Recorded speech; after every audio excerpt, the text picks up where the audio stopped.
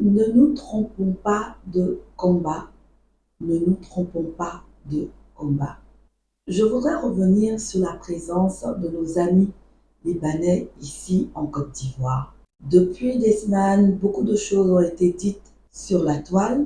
J'ai pu voir des affiches qui parlaient de faire une marche pour dire non à la présence d'une chambre de commerce libanaise en Côte d'Ivoire, une marche pour s'indigner et pour dire non au fait qu'il semblerait que les Libanais contrôleraient près de 40% de notre économie ivoirienne, pour dire non tout simplement à leur présence, à leur développement en Côte d'Ivoire.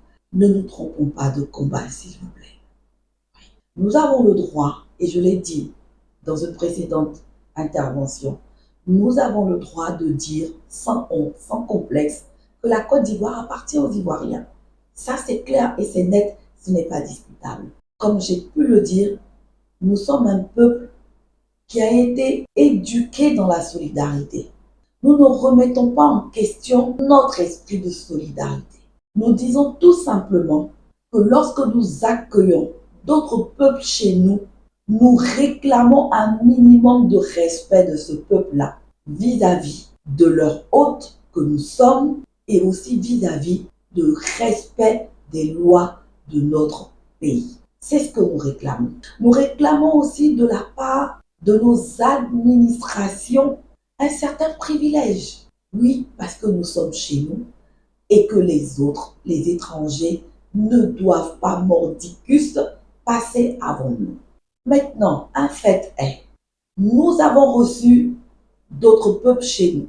Quand ils sont arrivés chez nous, ils ne sont pas restés les bras croisés à ne rien faire. Ils ont travaillé, ils ont bossé, ils ont pris des parts de marché. Pendant qu'ils prenaient ces parts de marché, nous étions bien là. Nous n'étions pas sous anesthésie, nous n'avions pas été hypnotisés, nous étions bien là, bien conscients de ce qu'ils étaient en train d'apporter comme force à ce pays. Si aujourd'hui, nous sortons de notre léthargie et que nous nous rendons compte, attention, attention, Ivoirien, tu as longtemps croisé les bras, tu es longtemps resté dans des buzz ou dans des activités qui ne font pas avancer ton pays. Tu es longtemps resté en marge de certaines activités industrielles, de certaines activités de développement. Et aujourd'hui, on a les résultats que nous avons. Si nous prenons conscience de cet état de fait, le combat à mener, ce n'est pas de dire chassons les autres de notre pays. Non, non, non. Alors là, pas du tout. Pas du tout. Le véritable combat, c'est en plus de ce réveil, c'est de pouvoir mener le combat de l'action. Mais quelle action? Il faudrait qu'on organise des marches pour dire peuple de Côte d'Ivoire, Ivoiriens, Ivoiriennes, nous marchons pour vous inciter à être solidaires envers vous-même. Nous marchons pour vous dire, n'ayez plus de complexe à vous investir dans tel ou tel marché. Menons des actions pour sensibiliser, pour nous auto-sensibiliser à pouvoir mettre nos fonds, nos moyens ensemble pour investir. Voici le vrai combat à mener. Le vrai combat à mener, c'est de s'auto-sensibiliser pour que nous, les Ivoiriens, qui appartenons à des administrations, nous faisions normalement notre travail en refusant que la corruption passe par nous. Voici le vrai combat à mener. Écoutez, je n'en ai pas la preuve, mais j'ai souvent ouï dire que nos amis les Libanais avaient des caisses communes. Que quand un Libanais arrive en Côte d'Ivoire, il y a une organisation qui est mise en place où on lui octroie un financement afin qu'il investisse dans un secteur d'activité bien précis. Et que ce financement-là, il est encadré, il est suivi, il est accompagné jusqu'à ce que la personne prospère, qu'elle rembourse cet argent et qu'elle continue de faire floresse. Mais si eux ils font, pourquoi nous, on n'est pas capable d'en faire autant? Que la communauté libanaise, par leur travail, contrôle 40% de notre économie, chers Ivoiriens, chères Ivoiriennes, le combat ici à mener, ce n'est pas de dire chassons-leur de leurs entreprises, chassons-les de leurs restaurants. Non, non, non. Le véritable combat, c'est de comprendre que 40%, ce n'est qu'un chiffre, ce n'est qu'un taux. Et que nous avons la capacité de renverser la tendance. Oui, 40%, ce n'est qu'une tendance. Si nous décidons aujourd'hui de mener les bonnes actions pour investir dans tous les domaines d'activité avec les moyens qu'on a, dans quelques années, on peut aisément réduire ces 40% et les détenir entièrement. Voici le vrai combat à mener.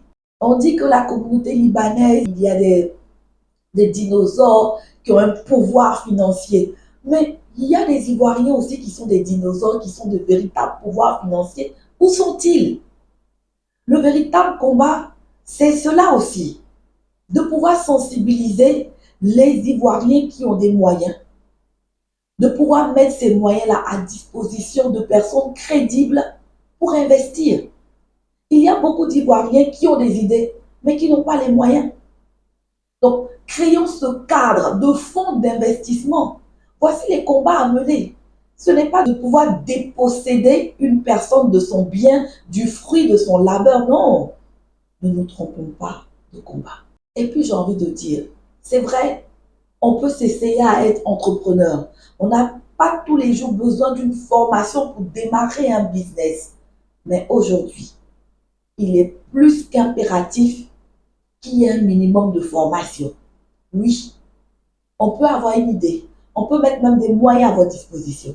Mais si vous n'avez pas un minimum de formation, un minimum de discipline, un minimum de connaissances dans la gestion des finances, de sorte à ne pas confondre mon argent et l'argent de la société, je vous assure, même si le président de la République prend un décret tout de suite et qui dit toutes les sociétés des Libanais vont être redistribuées à des Ivoiriens, si vous n'êtes pas apprêté, si vous n'êtes pas formé à cela, la semaine qui suivra, on n'entendra plus parler de ces sociétés-là.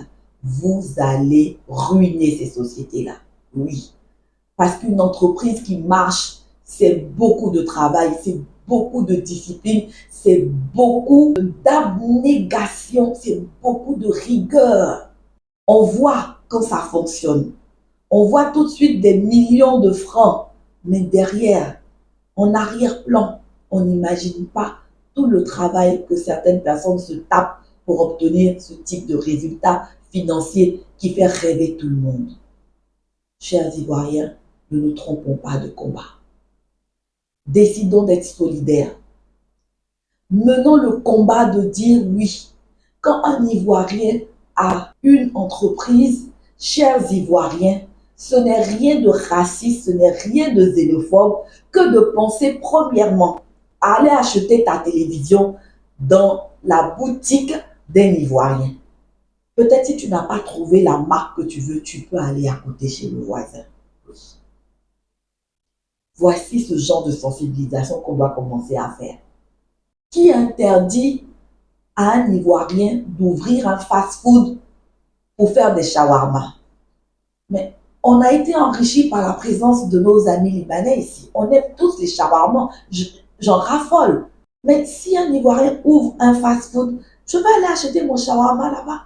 À lui de pouvoir percer le mystère de la cuisine libanaise pour que lorsqu'on vient dans son fast-food acheter un shawarma, on n'ait point à redire sur la qualité de son produit.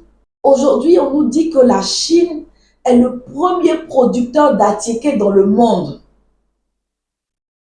C'est loufoque, mais c'est réel. S'il peut être le premier producteur, c'est parce que les Chinois sont venus ici. Ils ont appris comment on fait l'attiéké. Ils ont rajouté leur technicité à la confection de l'attiéké. Ils ont réfléchi. Ils ont développé le produit. Et aujourd'hui, il le distribue dans le monde entier.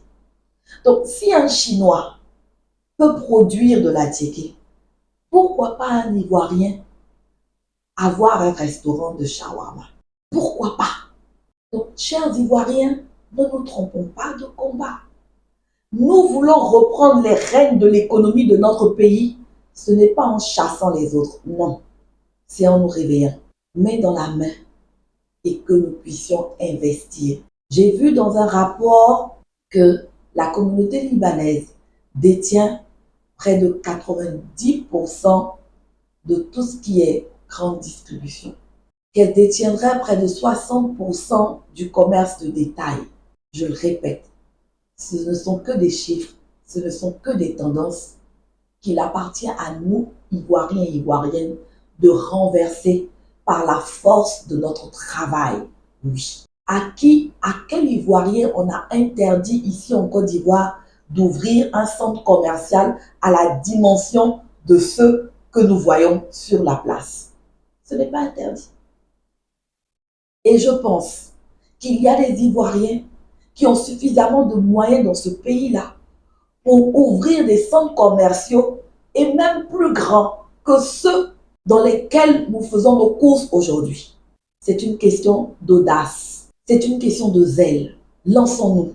Ne nous fermons pas à un territoire. Ne disons pas, ah oui, ça c'est le marché de tel. Non, prenons le risque et soyons assez courageux de percer les marchés qu'on peut dire fermés ou appartenant à une certaine catégorie de personnes. Le vrai combat, c'est le combat de réveiller l'audace en chaque Ivoirien, l'audace de l'entrepreneuriat, l'audace de la rigueur, l'audace de la discipline, l'audace de la bonne gestion des finances, l'audace tout simplement du goût effréné du travail afin de pouvoir renverser la tendance.